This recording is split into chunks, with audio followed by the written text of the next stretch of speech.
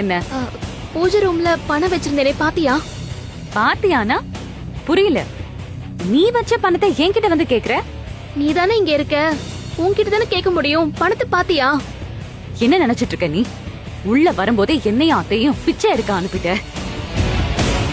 இப்போ என் மேல திருட்டு பழி போட பாக்குறியா? திருட்டு பழியா? துளசி, நான் பணத்தை பாத்தியாந்தே கேட்டேன், எடுத்தியான்னு கேக்கல.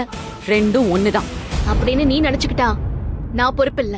ஆனந்தி, இவ்ளோ நேரம் நீ எடுத்திருப்பேன்னு நான் நினைக்கவே இல்ல. ஆனா நீ இப்படி பேசுறத பார்த்தா இப்ப எனக்கு சந்தேகம் வருது, நீதேன் பணத்தை எடுத்திருப்பியோன்னு. உன் பிச்சை காசை எடுத்துதான் வாழணும்னு எனக்கு அவசியம் இல்ல. துளசி, அது நான் உழைச்சு சம்பாதிச்ச பணம். என் அப்பாவோட கடன் அடைக்க நான் மாசம் மாசம் அனுப்புற பணம்.